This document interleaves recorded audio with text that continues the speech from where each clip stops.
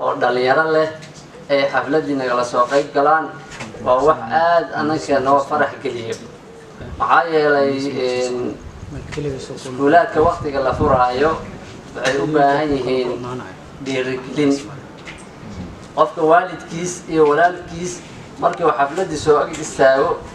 moralka iskuulka wuu dhismayaa moralka ardayda way dhismaysaa marka mar waliba xafladaha iyo munaasabaadka in laga soo qayb galo aad ayay muhiim u yihiin sidoo kale waxay soo saarayaan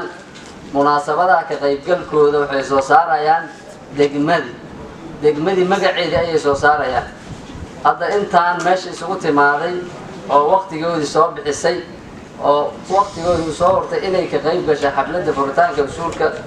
sheekh maxamed ee degmada Mahadaay Weyne signal waxa la yiraahdo amase waxay dirayaan in degmadaas ay waxbarasho ka jirto degmadaas inay waxbarasho ka jirto ayay qirayaan dadkan meesha isugu yimaaday caalamka magaceeda ayay gaarsiinayaan hadda waxaa yimid waxa la yiraahdo social media waqtiga hore waxaa laga yaabaa in ama idaacado ama telefishinno kaliya lagu baahi jiray warbixinada hadda warbixinadii baahinteedii way fududaatay degmadan wixii ka jiro iyo wixii ka dhacay inay degmo tahay xataa daqiiqad baa social media facebookyada iyo youtubeyada lagu gelinayaa degmada Mahadaay dadaan aqooni jirin fahmayo dadaa laga yaabaa inay dhahaan markii ay arkaan isku meel degmo yar oo soo kobcayso inay dhahaan meeshaas waxay u baahan tahay taakulayn dadkayna dibadaha jiro oo jaaliyadaha markay saan noo arkaan way nagu farxayaan maxaa yeelay waxay arkayaan walaalahood qaraabadoodii ilmahoodii ay waalidiintu u yihiin oo wax baranayaan waalidiintoodii oo farxad gelinayso marka degmadan dad inay leedahay ayaa qirteen mar walibana waxaa laydinka baahan yahay munaasabadaha in la yimaado oo la soo camiro si degmada magaceeda aa u ilaalisaan degmo waxay ku tahay hadda waxaa aragtaan tviyada haddaa fiirsatiin gobolada waqooyi iyo goboladan dhexe waxaa arkaysaa tuulooyin yaryar oo Mahadaay xataa iska daayay buurana ka sii yar iyo meelo lamid ah xaafada Mahadaay ka yar ayaa iskuulo waaweyn 4 iskuul 3 iskuul ka jira markaas maalin walba magacyo cusub soo baxayaan oo tuulooyin ah oo iskuulaad laga furaayo oo xarumihii caafimaadka laga furaayo marka Mahadaay waxaa nagala rabaa inaan guntano oo dhabarka xirano oo adkaysano hal arrin baan idinku baraarujinayaa degmada Mahadaay kulay taariikhdeedan waa haysiin wax iskuul dugsi sare la yiraahdo muddo 30 sano ah kama uusan jirin waa markii ugu horeysay oo iskuul dugsi sare laga hirgeliyo kaas oo arday badan ay ka aflaxeen oo hadda sanad imtixaanaadka dawladda ay qaadaysay ee arday fara badan oo iskuulkan asaasiga uga baxday ay ka qayb galeen ilaa 10 arday oo iskuulkan ka baxday ayaa iskuulkii shahaadiga ahaa imtixaanaadkii shahaadiga ahaa ee dawladda dhexe ay qaadaysay ayay ka qayb galeen marka waxaan rabaa inaa ardaydaas si loo ogaado magacyadooda qaar idin baraarujiyo ardayda sanad dugsiyeedka imtixaanaadkii dawladda ay qaaday 2018 ardaydii asaasiyaadka Mahadaay ka baxeen oo xamar u bedesheen oo imtixaanaadkaas ka qayb galeen waxaa kamid ah Faarax Ismaan Bakeyti wiil la oo kaalimaha ugu sareeya ka galay 100ka arday ee ugu dhibcaha fiicnay galay sidoo kale waxaa kamid ah Cabdiraxmaan Maxalin Muqtaar Sheekh Cabdi ardayda imtixaanaadka galow kamid yahay asigana oo sanadkan jaamacada aadayo sidoo kale waxaa kamid ah Qaali Xasan Maxamed gabar la oo reer Mahadaay iyadana kaalmaha fiican ay galeen jaamacad baysan aadayaan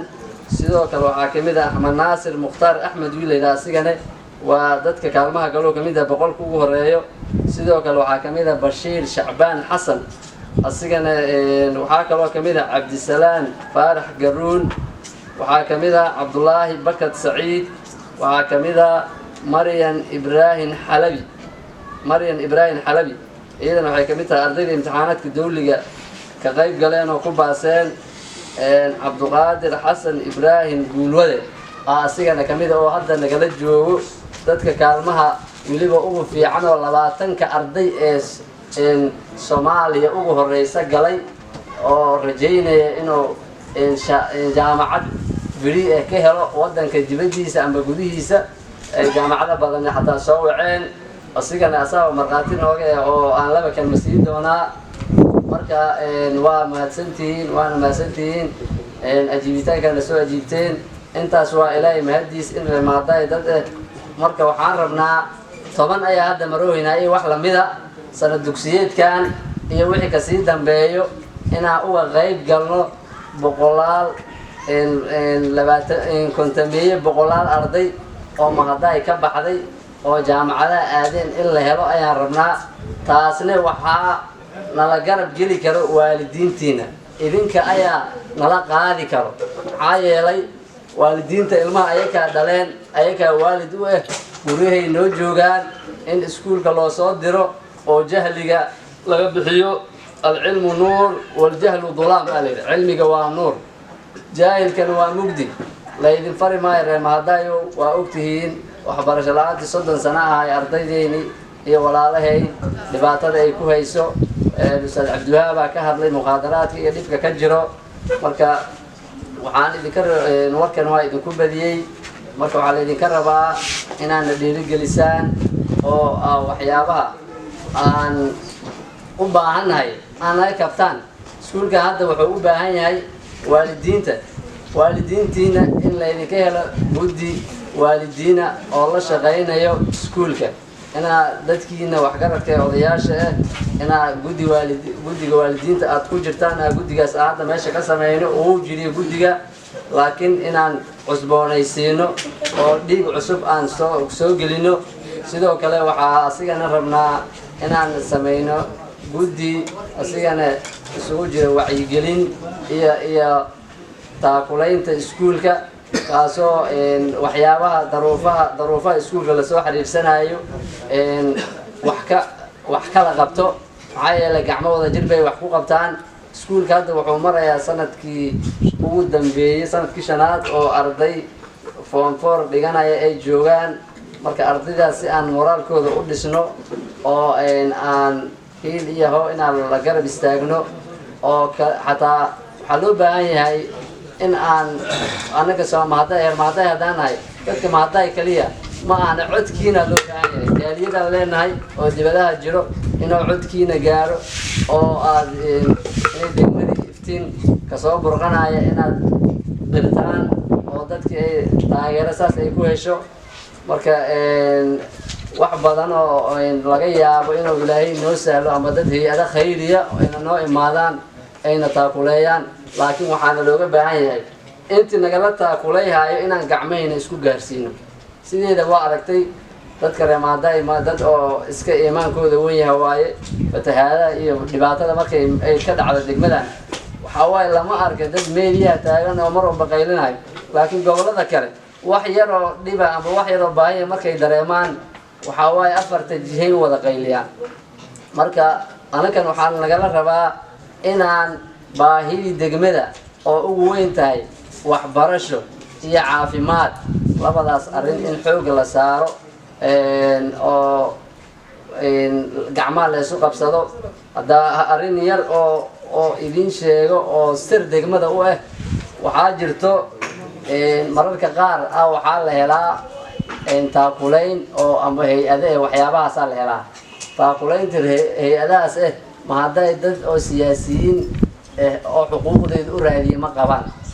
wixii ma haday loogu tala galay waxa lagu kala tuurtaa meelaha gobolka lagu kala tuurtaa waxa way afar qofood hoos iska taabato ametishabo ma haday mar waliba xaqi oo macnaa ama dawladda ku lahaay ama xaqo ku lahaay hay'adaha oo macnaa in dhibaatooyinkan ka jira wax laga qabta ahaay raga waxa way tartiib ina isu taataabta ma haday waaba la geeyay wax walba loogu tala galay marka waxa loo baahan yahay ina qalbigiina inaad soo rogtaan oo indhaha furtaan dadkan waxay dadka degmooyinka kale sida uu u shidan yahay ee waxbarashadeeda caafimaadkeeda u dhisan yahay inaad qalbigiina ku eegtaan oo muraayad qaadataan degmo ma la dhihi karo haddayna degmadaas waxbarasho ayna ka jirin oo sidoo kale isbitaal oona ka jirin oo MCO ka jirin meeshii xarun oo ciidan marka degmada aad bay dhan walba ay uga hooseysaa taasna waxaa sababay dadkeeda oo hurdo dadka marka waxaa leeyahay hurdada ka kaca degmada xaqeydii wax badan oo ay heli lahayd ayaa naga dhumuuhayo gacnaha ay is wada qabsano la iska daayo hebelaa meesha iyo hebelaa meesha meeshaan waxay u baahan tahay ninkii wax geli karo inuu soo istaago anakana falyatafadal aan dhahaynaa iskuulkan hadda qofkii wax nala geli karo waxba inuu isdhaaya lama rabo hebelaa jooga amba hebelaa joogto waa ku soo dhaweynaynaa asaana hogaaminayo hadduu fikir noo keeno wixii wadan dhahayna waa wadaynaa marka aad iyo aad kasoo qaybgalkiina uga mahadsantihiin waana idinku dheereeyey khiyaartiinana idinka wixii jira noo sheegi doono wabilaahi tawfiiq والسلام عليكم ورحمة الله وبركاته.